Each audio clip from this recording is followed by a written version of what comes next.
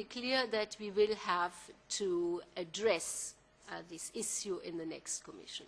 I have mentioned earlier in the first panel that among the priorities in President Barroso's political guidelines is also a new strategy for IPR.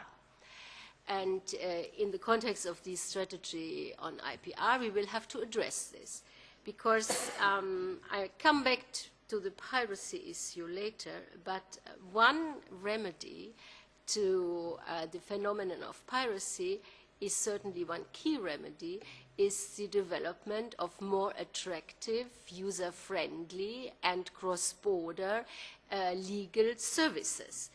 And there are many obstacles for the development of these legal services. Some are commercial practices, but others are also the difficulty of clearing cross-border rights. And we have to address this issue. I can announce that we have several papers in the pipeline in the Commission which will come up shortly.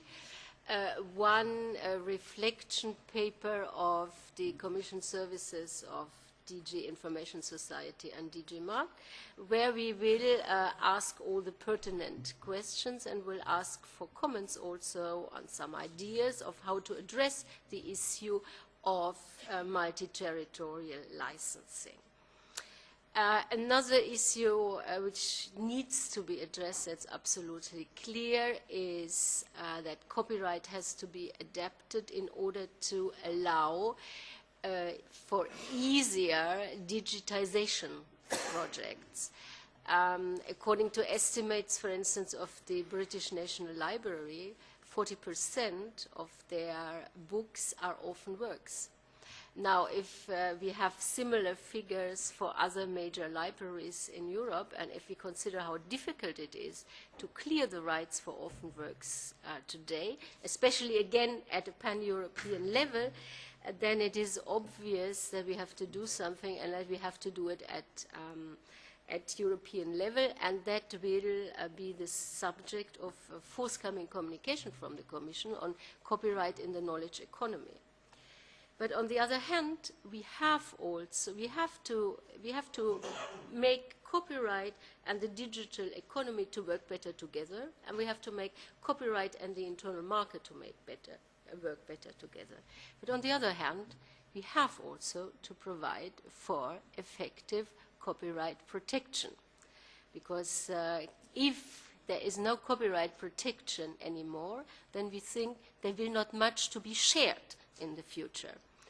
And coming now to the issue of piracy, I think that just wanting to allow file sharing in every circumstances and for every type of content, that's a little bit too simplistic.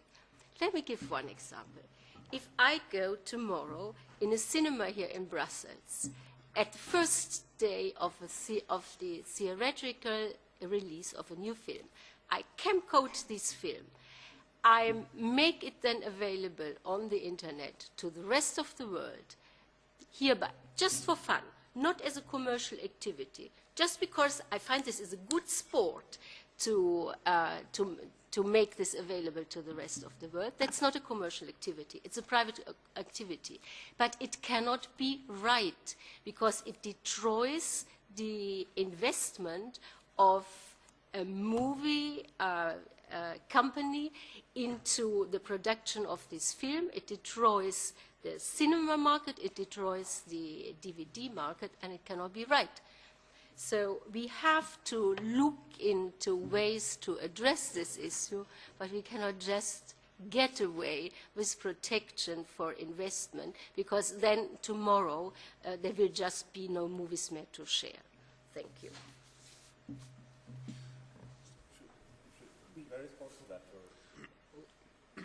Yes, I think the last opportunity. Well, as you're well aware, that happens all over the world today. And yet Hollywood made its best year ever, 2008. So when you're suggesting that revenues would disappear completely, that's flat out wrong, I'm afraid. Well, if I may reply once more, we had in the spring we had a conference here in the European Parliament, co-organized by the European Commission and the European Parliament, and there was a small film director from Norway who had produced, who's not a Hollywood studio, who is a small, medium-sized or small company from one not even a member state of the European Union. And he had exactly this experience. His film, first day of the release, was camp-coded, it went on the internet, and then he had no DVD market on which he had hoped, and the company almost went bankrupt.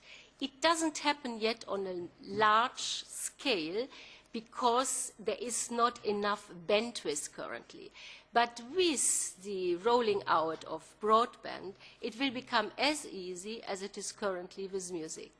And I cannot imagine that actors or screenwriters or stuntmen or make-up people would make money by getting directly in touch with users on the internet. They at least, they need companies. They need companies to produce movies. Actors cannot produce the movies themselves. Okay. I guess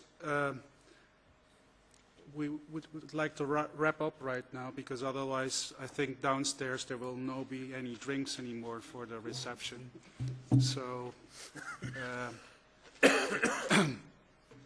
I want to thank you all for coming here and your input.